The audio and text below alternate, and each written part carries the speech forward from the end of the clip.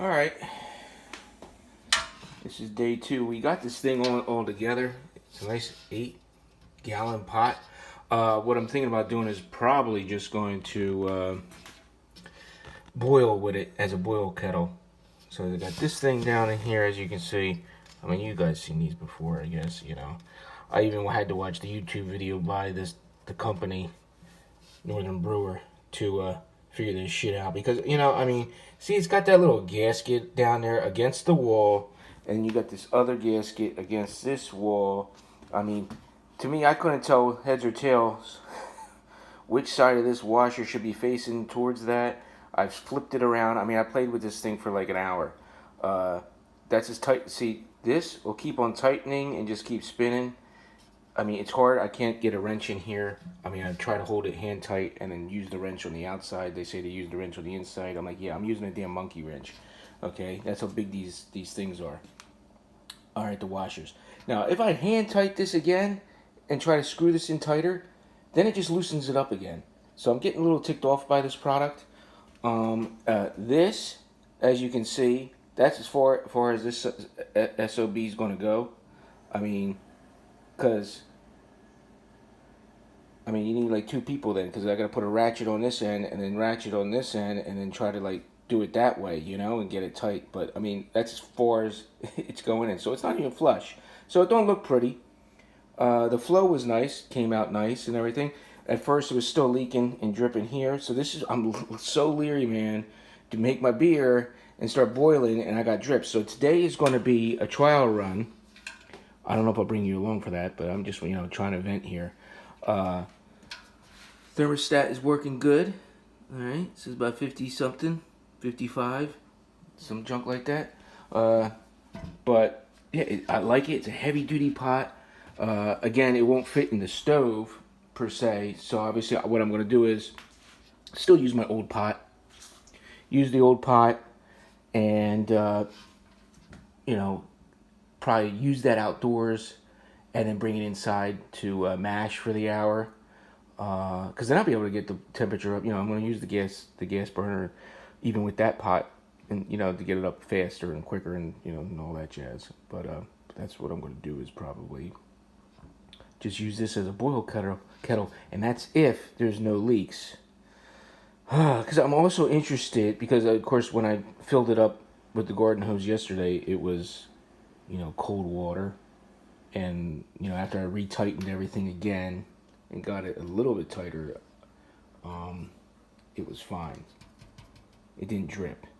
But that being said, you put 5 gallons of hot water in here and start to boil.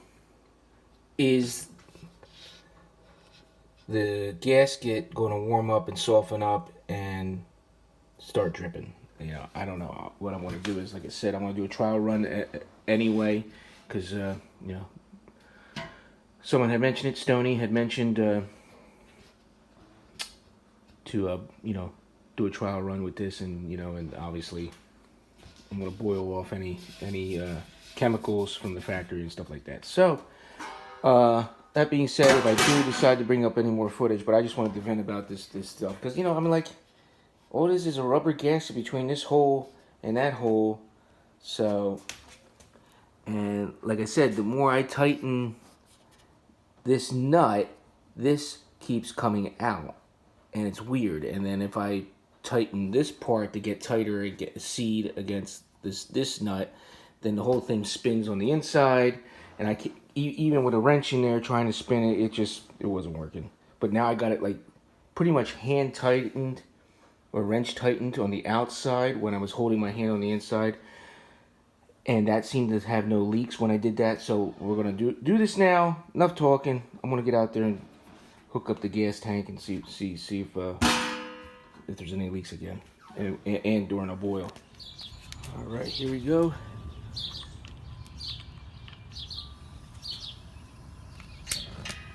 Ooh, look at that, how pretty.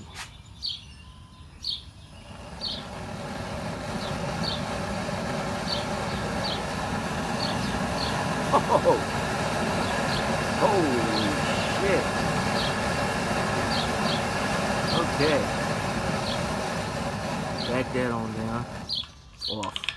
Alright, it's working. Alright, so I'm going to fill this up with some cold water from the garden hose around the corner there. And yeah, see if I can get a boil on. Check for leaks. Alright, I got about 6 gallons of water in there. 6.5. So far, no leaks.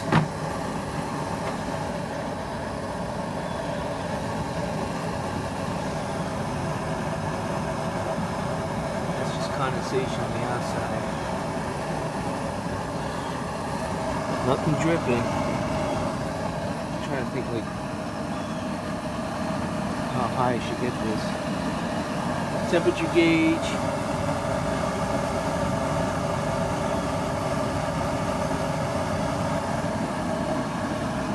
So something new for me, guys. I wonder how long it would take to get up to boil.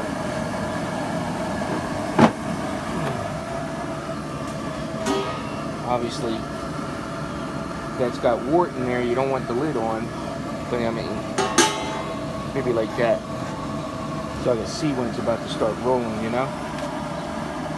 And I guess you got the temperature gauge too to tell you as well. We're going up slowly.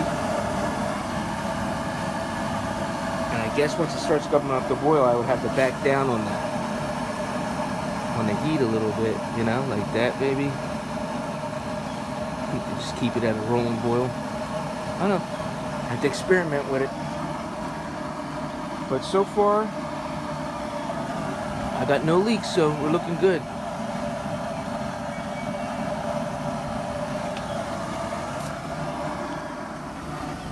There you go. Rolling boil. I'm just trying to figure out where to regulate the flame gauge so it don't go too high, but sure it don't blow out either.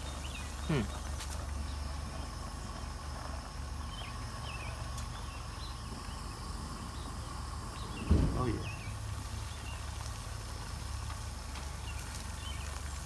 And boiling.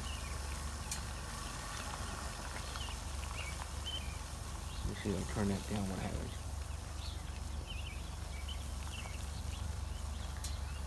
Yeah, it's something I really gotta play with. I started burning the handle down there a little bit. You can see it melted.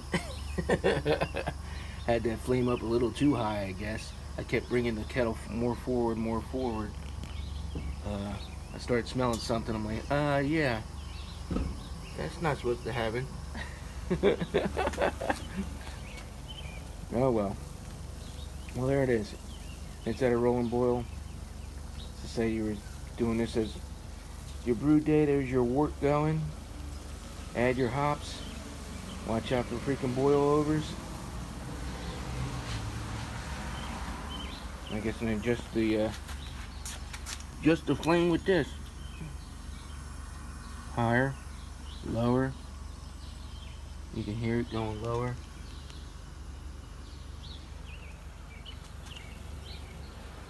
Okay, so that went down a little bit.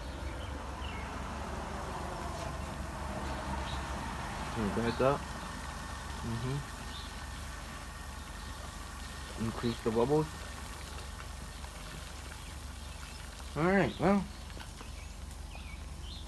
there it is, burning off all the imperfections and any chemicals or whatever, so I'll let that go for a little bit. So trial run's good. The only thing is, you know, I got this small tank and it's hard to judge. I guess by feel, I guess. But if it starts getting low, you know, it's like you don't want to brew and then all of a sudden you're running out of propane. That's the only thing that's leery about doing this.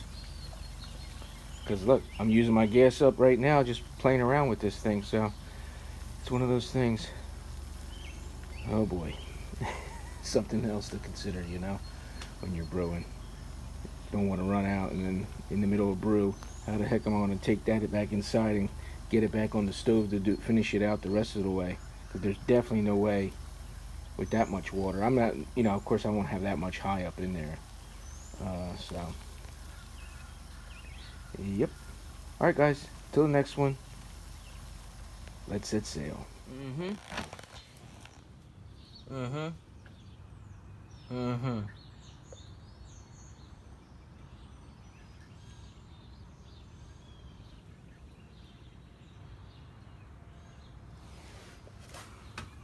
It's not leaking from the gasket, but one tiny little drip is right there. I told you where I can't get that thing completely all the way in. Because if I, well, right now we're sitting at 200 freaking degrees, so I'd have to open up the valve because obviously it's hitting here, and try to maybe right hand turn it just a little bit more and see if that'll stop that. Because right now, like say the brew day was done and I'm putting the wort chiller in, we got like that much brew dripping out. So it's something to think about and what I'm going to do. But obviously I can't do anything with this pot being this hot.